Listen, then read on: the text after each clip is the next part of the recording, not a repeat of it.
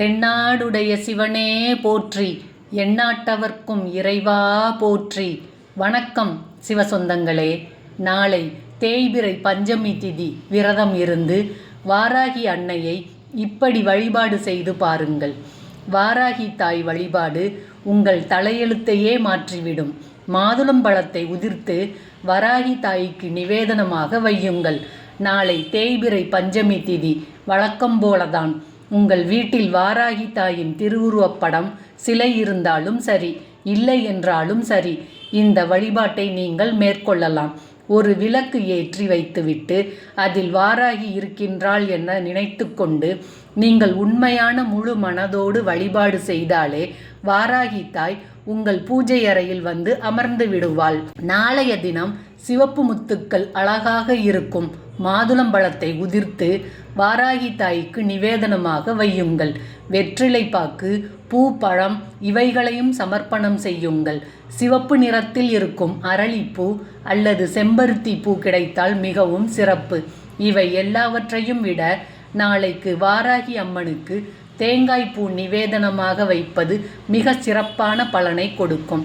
எல்லா தேங்காயையும் உடைக்கும் போது தேங்காய்ப்பூ நமக்கு கிடைக்காது. ஆனால் சில இடங்களில் தேங்காய்ப்பூ தனியாக விற்கிறார்கள். அந்த தேங்காய்ப்பூவை வாங்கி வாராகி தாய்க்கு நிவேதனமாக படைக்கலாம். ஒருவேளை உங்களுக்கு தேங்காய்ப்பூ கிடைக்கவில்லை என்றால் தேங்காய் துருவி அதில் நாட்டு சர்க்கரை சேர்த்து அதை வாராகிக்கு நிவேதனமாக வைத்துவிட்டு வாராகி அம்மனின் மந்திரம் தெரிந்தால் அதை சொல்லி உங்களுடைய கஷ்டங்கள் எல்லாம் தீர வேண்டும் என்று மனதார பிரார்த்தனை செய்து கொள்ளுங்கள்.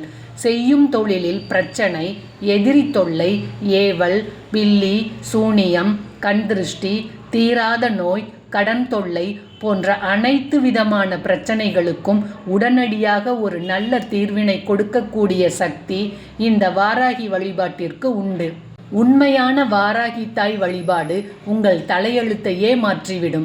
உங்கள் தலையில் அந்த பிரம்மன் எவ்வளவு கஷ்டங்களை எழுதி வைத்திருந்தாலும் சரி, அதை புரட்டி போடக்கூடிய சக்தி இந்த ஒரு வழிபாட்டிற்கு உண்டு. அதிலும் நாளை தேய்பிறை பஞ்சமி திதி என்பதால் கஷ்டங்கள் அனைத்தும் தேய்ந்து போக இந்த வழிபாடு செய்வது சிறப்பு. வழிபாடை முடித்துவிட்டு நிவேதனமாக வைத்த பிரசாதத்தை வீட்டில் இருப்பவர்கள் சாப்பிட்டு கொள்ளலாம். உங்கள் வீட்டின் அருகில் குழந்தைகள் யாராவது இருந்தால் அவர்களுக்கும் பிரசாதத்தை கொடுப்பது சிறப்பு. கலியுகத்தின் கண்கண்ட தெய்வமாக போற்றப்படும் இந்த வாராகி தாய் வழிபாட்டை மேற்கொண்ட ஒரு சில நாட்களிலேயே யார் ரூபத்திலாவது வந்து நான் இருக்கிறேன் உனக்காக என்பதை உணர்த்தி விடுவாள் அந்த சக்தி தேவி.